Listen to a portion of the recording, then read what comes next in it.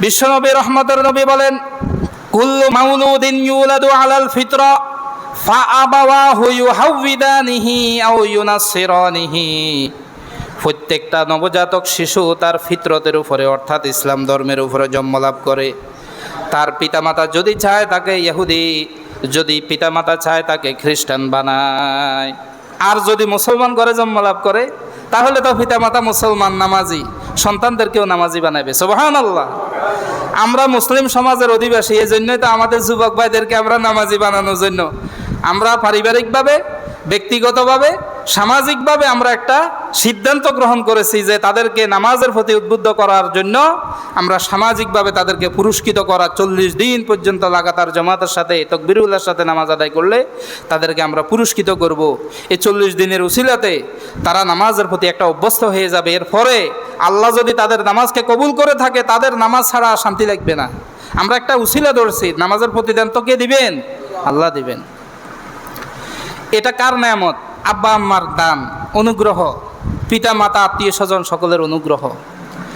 এই জন্য দুনিয়ার জমিনে যদি আল্লাহ এবং আল্লাহর রসুলের পরে সবচেয়ে বেশি বৈধ ভালোবাসা বাসতে হয় তাহলে আব্বা আম্মাকে ভালোবাসো।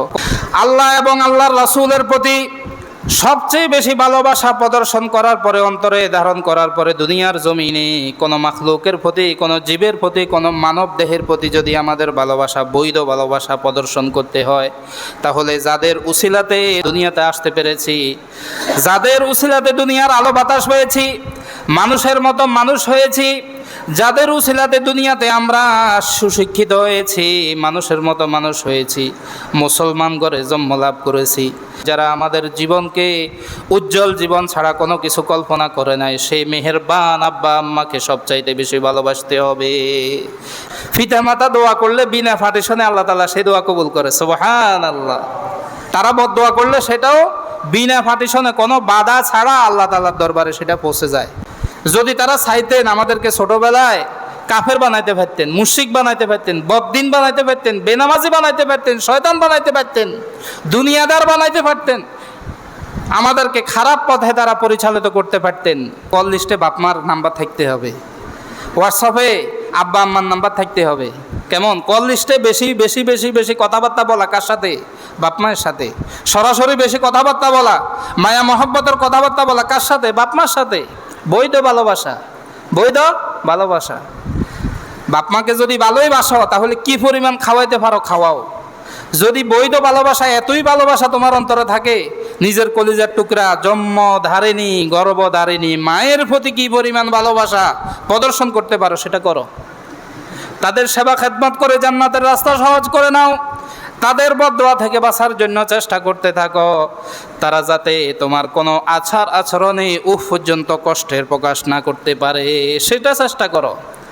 যে সমস্ত যুবক ভাইয়েরা অশ্লীল এবং অবৈধ প্রেম ভালোবাসার প্রতি দাবিত হচ্ছ, আপনাদের প্রতি, তোমাদের প্রতি আমার অনুরোধ যে তোমার অন্তরে যেহেতু এতই ভালোবাসা, তাহলে তোমার ঘরে তোমার জন্য সবচাইতে বড় পীর, সবচাইতে বড় আউলিয়া তোমার আব্বা আম্মা, তাদের খেদমত করো, তাদেরকে অনুসরণ করো, তাদেরকে খেদমত করো। তাহলে দুনিয়া আখিরাতের রাস্তা আল্লাহ তাআলা উন্মুক্ত করে দিবেন। দুনিয়াতে কোথাও ঠেকতে হবে না, কোথাও আটকাতে হবে না। দুনিয়ার রাস্তাও ক্লিয়ার, আখিরাতের রাস্তাও ক্লিয়ার। বৈধ ভালোবাসা যদি বাঁচতেই হয় বাপ মাকে ভালোবাসো।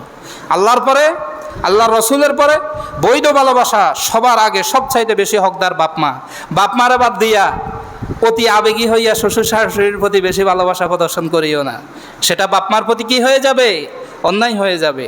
শ্বশুর শাশুড়ির হক আলাদা, তারাও পিতা মাতা সম্পর্কের কারণে, কিন্তু বাপ মার জায়গা দুনিয়ার কোনো মানুষ দখল করতে পারবে না। কারণ তুমি আর আমিও একদিন বাপ মা হব। সন্তানের প্রতি কি পরিমাণ আব্বা আম্মার ভালোবাসা, বৃদ্ধ বয়সে নাতি নাতিনের প্রতি কি পরিমাণ ভালোবাসা, যাদের নাতি নাতিন হয়েছে একমাত্র তারাই বোঝে। সন্তানের প্রতি কি পরিমাণ পিতা মাতার ভালোবাসা, যারা বাবা হয়েছে তাদের অন্তরের মধ্যে, তাদেরকে জিজ্ঞেস করো তাদের অন্তরে ছেলে সন্তানের প্রতি কি পরিমাণ মায়া মোহাব্বত হয়েছে।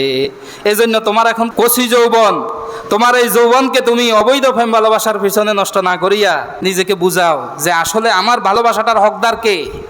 দুনিয়াতে যদি আমি কাউকে ফিরিত করতে চাই, কাউকে ভালোবাসতেই চাই, তাহলে আমার ঘরে থাকা আমার জন্মদাতা পিতা এবং আমার গর্ভধারিণী মা, তার প্রতি আমি ভালোবাসা প্রদর্শন করে দেখি কি পরিমাণ ভালোবাসা আমি বাঁচতে পারি তাদেরকে। আল্লাহ তাআলা কবুল করেন, সকলে বলি আমিন।